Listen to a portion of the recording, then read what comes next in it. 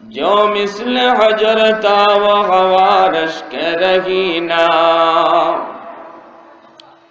सदक़े में तेरे हो गया हो रहबरे उम्मत, जो कुफर की जुल्मत से था एक अब्द कमीना, जो कुफर की जुल्मत से था एक अब्द कमीना। আমরা বড় ভাগ্যবান উম্মত, নবী পাইলাম শ্রেষ্ঠ, উম্মত হলাম শ্রেষ্ঠ। বলি আলহামদুলিল্লাহ। আল্লাহ রাসূল বলেন, আনা আফজালুল আম্বিয়া ওয়া উম্মতি আফজালুল উমাম। আমি নবী হলাম সকল নবীদের মধ্যে শ্রেষ্ঠ নবী, আর আমার উম্মত হলো সকল উম্মতের মধ্যে শ্রেষ্ঠ উম্মত। প্রিয় নবী বলেন, ইন্নামা বুইসতু লিউতাম্মিমা মাকারিমাল আখলাক। আল্লাহ পাক আমাকে দুনিয়াতে পাঠাইছেন উত্তম চরিত্রের, উত্তম আখলাকের পরিপূর্ণতা দান করার জন্য। এজন্য আমার আপনার নবীর আদর্শ হলো সর্বোত্তম আদর্শ। আমার আপনার নবীর চরিত্র হলো সর্বশ্রেষ্ঠ চরিত্র। যে নবীর আদর্শ দেখে বহু মানুষ কালেমা পড়ে দলে দলে মুসলমান হয়েছে, আদর্শ দেখে। আল্লাহ রাব্বুল আলামিন কোন নবীর চরিত্রের সার্টিফিকেট দিতে যায় কসম খান নাই, কিন্তু পবিত্র কোরআনের সূরায়ে কলমে আল্লাহ রাব্বুল আলামিন পরপর দুইটা কসম খেয়ে তিনি তার হাবিবের উত্তম আখলাক, উত্তম চরিত্রের সার্টিফিকেট দিয়েছেন। নবীজির আদর্শ এত সুন্দর আদর্শ, যে সুন্দর আদর্শের কথা শুধুমাত্র মুসলমান পণ্ডিতরাই স্বীকার করেছে তা না, বড় বড় খ্রিস্টান ইহুদিদের বড় বড় পণ্ডিতরাও মুহাম্মদুর রাসূলুল্লাহর আদর্শের প্রশংসা করেছে। মাইকেল রিচার্ডস বলেছে, একজন খ্রিস্টান পণ্ডিত, সে বলে, আমি আমার গবেষণার দিক দিয়ে পৃথিবীর ইতিহাসে একমাত্র একজন ব্যক্তিকেই পেলাম যিনি সর্বদিক দিয়ে সর্বশ্রেষ্ঠ আদর্শের অধিকারী। তিনি হলেন ইসলাম ধর্মের প্রবর্তক মুহাম্মদুর রাসূলুল্লাহ। খ্রিস্টান পণ্ডিত বার্নার্ড শো, সে বলেছে, ও দুনিয়ার মানুষেরা শোনো, এই অশান্ত পৃথিবীর মানুষেরা শোনো, তোমরা যদি পৃথিবীতে আবার শান্তি আনতে চাও, শান্তি ফিরে পেতে চাও, তাহলে আমি বলবো একজন মানুষের আদর্শ আবার ফিরায় আনো। ইফ মেন লাইক মুহাম্মদ, হায় যদি মুহাম্মদের মতো একজন মানুষ আবারও দুনিয়ায় আসতো, তোমরা পৃথিবীর মানচিত্রে মুহাম্মদের আদর্শকে আর মুহাম্মদকে পৃথিবীর শান্তি ফিরে আনার জন্য ডিক্টেটরশিপ বানিয়ে দাও। আমি একজন খ্রিস্টান পণ্ডিত হয়ে বলতেছি, শপথ করে বলতেছি, পৃথিবীর অশান্ত মানুষ আবার শান্তি পেয়ে যাবে। এটা কোনো মুসলমান পণ্ডিতের কথা না, ওদের কথা, বেদিনদের কথা। এজন্য আল্লাহ রাব্বুল আলামিন বলেন, ওয়া ইন্নাকা লাআলা খুলুকিন আযীম। আমি যে আয়াতে কারিমা তেলাওয়াত করেছি, এই আয়াত আল্লাহ বলেন, বন্ধু, নিশ্চয়ই নিশ্চয়ই তুমি উত্তম আদর্শের অধিকারী। জোরে বলি সুবহানাল্লাহ। আবু জাহেল, উতবা, সাইবা নবী মুহাম্মদ রাসূলুল্লাহকে পাগল কইছে। মানুষকে নিষেধ করে পাগলের কাছে যেও না, কিন্তু আল্লাহ বলেন, নুন ওয়াল কলামি ওয়া মা ইয়াসতুরুন মা আনতা বিনিআমাতি রাব্বিকা বিমাজনুন। বন্ধু, আমি কসম খেয়ে বলি, আবু জেহেল যতই বলুক তোমারে পাগল, আমি আল্লাহ বলি তুমি পাগল নও। তুমি হলে নিয়ামত ওয়ালা নবী, উত্তম আদর্শের নবী। জোরে বলি সুবহানাল্লাহ। ভাইয়েরা আমার, বন্ধুরা, প্যারা নবী মদিনাতুল মুনাওয়ারার রাষ্ট্রনায়ক। আল্লাহর নবী যখন মদিনার রাষ্ট্রনায়ক, সেই মদিনায় বহু অমুসলিম বসবাস করেছিল, অনেক ইহুদিরাও মদিনায় ছিল। কিন্তু আল্লাহর নবীর কাছ থেকে কোনো ইহুদির উপরে আক্রমণ হয়েছে বা মদিনার সংখ্যালঘু সে অমুসলিমদের উপরে সাহাবায়ে কেরামের কাছ থেকে কোনো নির্যাতন হয়েছে, এমন কোনো নজির কোনো বেঈমান দেখাতে পারবে না। এমনকি আল্লাহর নবী ইহুদিদের নিরাপত্তার, জান মালের নিরাপত্তার পাহারা বসাইছেন। ওদের মধ্যে যদি দ্বন্দ্ব লেগে গেছে, সেই দ্বন্দ্ব নিরসনের জন্য মুহাম্মদুর রাসূলুল্লাহর কাছে বিচার নিয়ে আসছে। ওদের নেতার কাছে বিচার নিয়ে তারা যায় নাই, ইহুদিরা তাদের বিচার মুহাম্মদুর রাসূলুল্লাহর কাছে নিয়ে আসছে। ঠিক না বেঠিক? জোরে কর।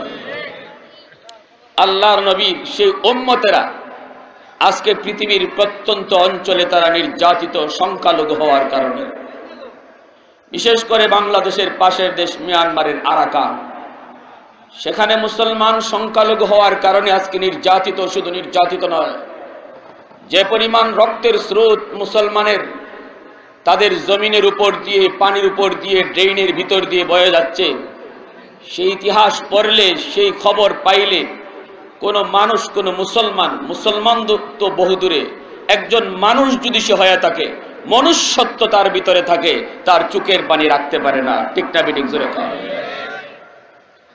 কেন? আমার নবী তো এই আদর্শ শিক্ষা দেন নাই। আমার রাসূল তো অমুসলিমদের সাথে উত্তম আচরণ করেছেন।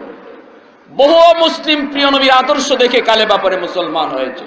মিয়ানমারের মুসলমান, আরাকানের মুসলমানের অপরাধ কিছুই ছিল না। একটাই তাদের অপরাধ, কেন তারা নবী মুহাম্মদুর রাসূলুল্লাহকে রাসূল মানে। ঠিক না বেঠিক? জোরে কর। একটাই তাদের অপরাধ, কেন তারা এক আল্লাহকে আল্লাহ কয়। একটাই তাদের অপরাধ, কেন তারা নিজেকে মুসলমান কয়।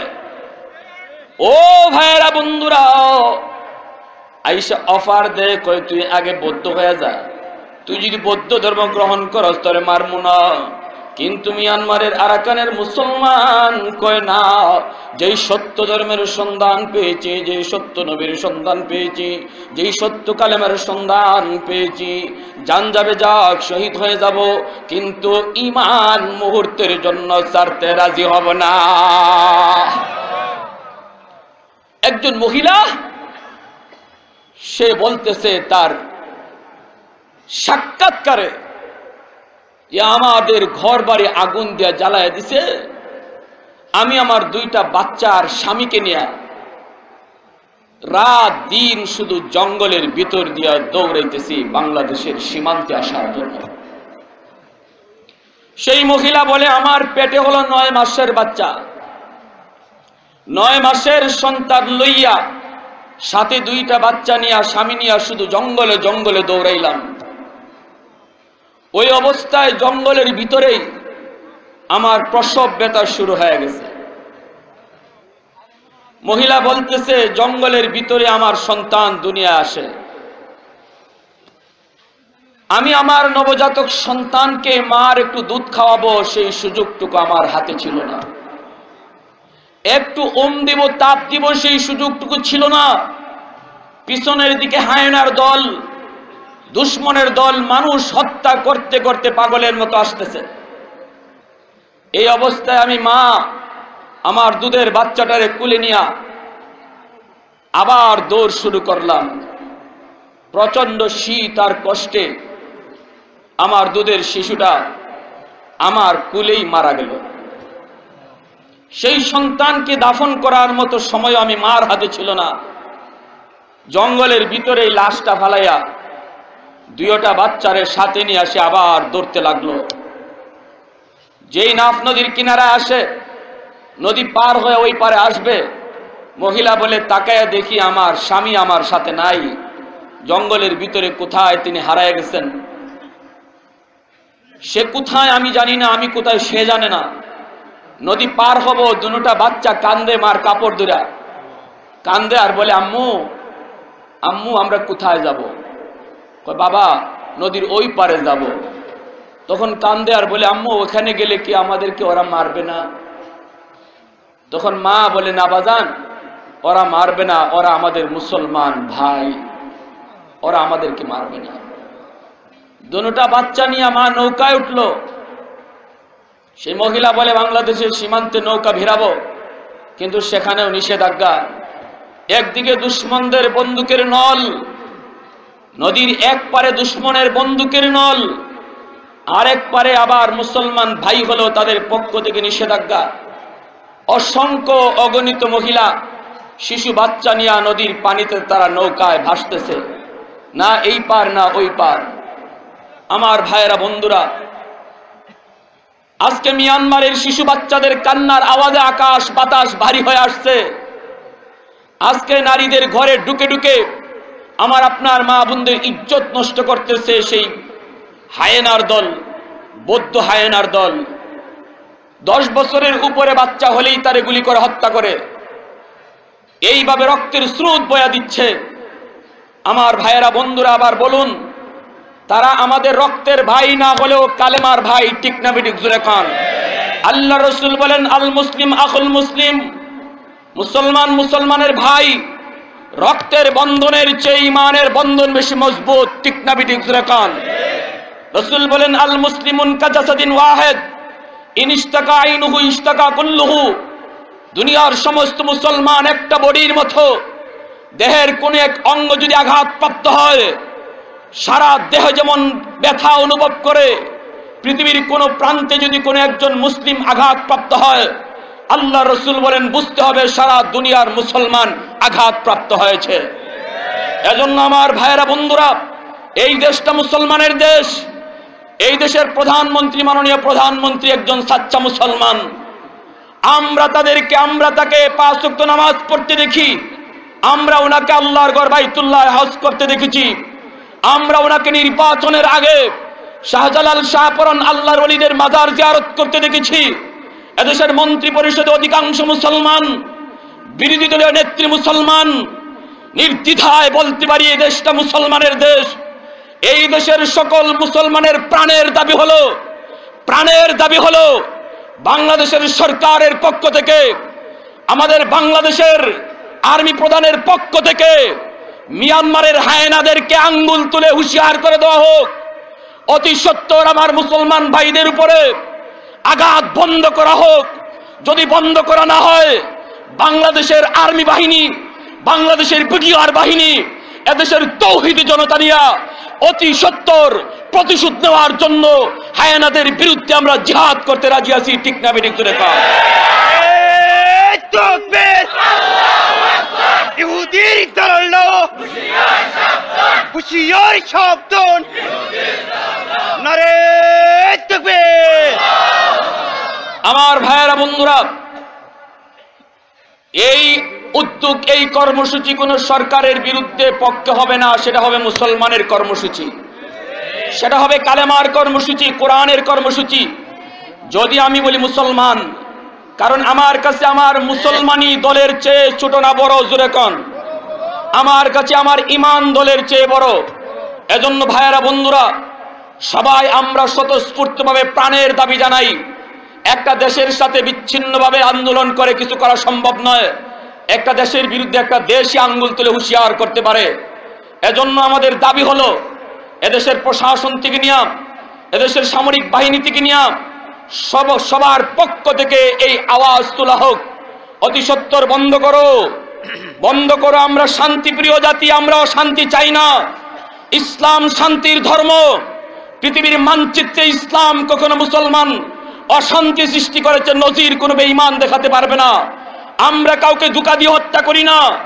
ধোঁকা দিয়ে হত্যা করার ইতিহাস ইহুদিদের, ধোঁকা দিয়ে হত্যা করার ইতিহাস খ্রিস্টানদের। এপ্রিল ফুলের ইতিহাস তালাশ করে দেখেন, স্পেনের মুসলমানদেরকে ধোঁকা দিয়ে হত্যা করা হয়েছে। বলা হয়েছে তোমরা মসজিদের ভিতরে ঢুকে পড়ো, তোমরা নিরাপদ হয়ে যাবা। বলা হয়েছে জাহাজে উঠো, নিরাপদ ভূমিতে পৌঁছায় দেওয়া হবে। সরল সহজ ইমানদার মুসলমান বেঈমান রানী ইসাবেলা তার কথায় বিশ্বাস করে আল্লাহর ঘর মুসলমান আশ্রয়, মসজিদের ভিতরে আশ্রয় নিয়েছিল। কিন্তু আমরা সেই ইতিহাস জানি, মসজিদের দরজা বাহির থেকে তালা দিয়া ওই বেঈমানের গোষ্ঠী ধোঁকা দিয়া লক্ষ লক্ষ মুসলমানকে আগুনে জ্বালাইয়া শহীদ করেছে। যে জাহাজে তারা উঠেছিল সেই জাহাজটাকে সমুদ্রের ভিতরে ডুবাইয়া তাদেরকে শহীদ করা হয়েছে। অতএব ধোঁকাবাজির ইতিহাস আমাদের নয়, ধোঁকাবাজির ইতিহাস তোদের। আমরা শান্তিপ্রিয় জাতি, কিন্তু যদি আমাদের দেয়ালে পিঠ রেখে যায়, বারবার বলতেও যদি তোমাদের হুঁশ না ফিরে, তাহলে মনে রাখো মুসলমানের এক হাতে তসবিহ আর এক হাতে শাহজালালের তলোয়ার। ঠিক না বিঠিক? জোরে আওয়াজ দিয়ে বলেন। শাহজালাল মুজাররদি ইয়ামানি ইয়ামন থেকে যেমন এক হাতে তসবিহ এনেছেন আর এক হাতে তিনি তলোয়ার এনেছেন। নবীর সাহাবায়ে কেরামের ইতিহাস দেখেন, রাতের অন্ধকারে যেমন তারা তাহাজ্জুদে আল্লাহর কুদরতি কদমে মাথা ঝুঁকাইছেন, দিনের বেলা তারা ঘোড়ায় পিঠে তলোয়ার হাতে নিয়েছেন। অতএব আমরা দায়িত্বহীন কণ্ঠে বলবো, যদি আরাকানের মুসলমানের উপর হত্যা বন্ধ করা না হয়, হত্যা যদি বন্ধ করা না হয়, তাহলে এদেশের উলামায়ে কেরামের পক্ষ থেকে যেই কর্মসূচি আপনাদের সামনে পেশ করা হবে, সেই কর্মসূচি যদি নিজের বিবির কাছ থেকে চিরদিনের বিদায় না হয়, সেই কর্মসূচি যদি মার কাছ থেকে সন্তানের বিদায় না হয়, সেই কর্মসূচি যদি সন্তানের কাছ থেকে বাবার বিদায় না হয়, সেই কর্মসূচিতে অংশগ্রহণ করতে কে কে রাজি আছেন? একটু হাত তুলে দেখান।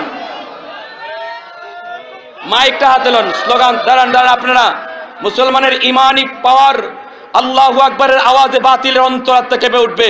শাহজালালের আল্লাহু আকবরের আওয়াজে গর্গোবিন্দের প্রাসাদ ধসে পড়েছে। মাইকে আওয়াজ তুলেন, একসাথে আপনারা মর্তে মুজাহিদের মতো স্লোগান উঠাবেন। নারে তাকবীর, আল্লাহু আকবার। নারে তাকবীর, আল্লাহু আকবার। ইসলাম জিন্দাবাদ, জিন্দাবাদ, জিন্দাবাদ, জিন্দাবাদ, ইসলাম জিন্দাবাদ। ইহুদির দালালো হুশিয়ার সাবধান, হুশিয়ার সাবধান। ইহুদির দালালো খ্রিস্টানের দালালো হুশিয়ার সাবধান। এই মুসলিম দরকার, এই মুহূর্তে দরকার ইসলামী সরকার, এই মুহূর্তে দরকার। আর কোরআনের আলো করে করে জালো, আর হাদিসের আলো করে করে জালো, আর কোরআনের আলো করে করে জালো। ঠিক আছে আমার ভাইরা, বন্ধুরা, আমরা কোনো দলের পক্ষে বিপক্ষে নয়। আমরা আওয়ামী লীগের বিরুদ্ধেও নই, আমরা বিএনপির পক্ষেও নই। ঠিক না বেঠিক? আমরা কোরআনের পক্ষে, ইসলামের পক্ষে। আওয়ামী লীগ যারা করেন তারা আমাদের মুসলমান ভাই, বিএনপি যারা করেন মুসলমান ভাই। এ কথা আমরা দ্ব্যর্থহীন কণ্ঠে বলতে পারি। যে যে দলই করুক না কেন, যদি বলা হয় তুমি আল্লাহর কাছে কি দোয়া করো, মরণ তোমার কোন হালে হবে, বলে আল্লাহর কাছে দোয়া করি আল্লাহ আমার মরণ যেন ইমানের হালে হয়। কেউ এই দোয়া করে না আল্লাহ আমার মরণ যেন যেই দলে আছি দলের উপরে হয়। কেউ দোয়া করে? দোয়া করে আওয়ামী লীগ, বিএনপি বলি, যে যাই বলি, সবাই দোয়া করি আল্লাহ আমার মরণ যেন ইমানের হালে হয়। অতএব দলের চেয়ে আমার ইমান ছোট না বড়? জোরে বলেন। বড়। মুসলমান ইমানদারের সাথে কে আছেন? হ্যাঁ, মুসলমান যদি ইমানের পরীক্ষা কখনো দেয়, আল্লাহ পাক রব্বুল আলামিন বলেন আমি পরীক্ষা নেই, ওয়ালিয়ালামাল্লাযীনা আমানু ওয়ায়াত্তাখিযা মিনহুম শুহাদা। আমি দেখি কারা ইমানের উপর বেশি মজবুত, আর আমার কিছু প্রিয় বান্দাদেরকে আমি শাহাদতের মর্যাদা দিতে চাই। জান্নাতে যাওয়ার অনেকগুলি পথ রয়েছে, জান্নাতে যাওয়ার অনেক পথ, সমস্ত পথ হলো গলিপথ। জান্নাতে যাওয়ার রাজপথ হলো শাহাদতের পথ। শাহাদতের পথ হলো জান্নাতে যাওয়ার রাজপথ, আর সকল পথ হলো গলিপথ। যাইতে একটু দেরি, কিন্তু রাজপথ দিয়ে যাইতে দেরি নেই। যে নবীর আদর্শ ছিল এত সুন্দর, আল্লাহ নবী আদর্শ শিখাইয়া গেছেন, অমুসলিমদের সাথে আদর্শ কেমনে হবে শিখাইয়া গেছেন। আল্লাহর নবী মুসলমান সন্তানদেরকে আদর্শ শিখাইয়া গেছেন। নবী বলেন, ও দুনিয়ার সন্তানেরা শোনো, তোমাদের যাদের মা বাবা দুনিয়ায় জীবিত, মনে রাখো মা বাবার সঙ্গে তুমি কেমনে আচরণ করবা। তোমাদের যাদের বিবি আছে ঘরে, বিবির সাথে কেমনে আচরণ করবা। তোমাদের যাদের সন্তান রয়েছে, সন্তানের সাথে কেমনে আচরণ করবা।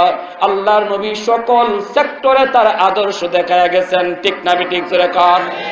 ইন্নাল জান্নাতা তাহতা আকদামিল উম্মাহাত নবীজি বলেন মার পায়ের নিচে আল্লাহ তোমার জান্নাত রেখে দিয়েছে। জোরে কন্যা সুবহানাল্লাহ।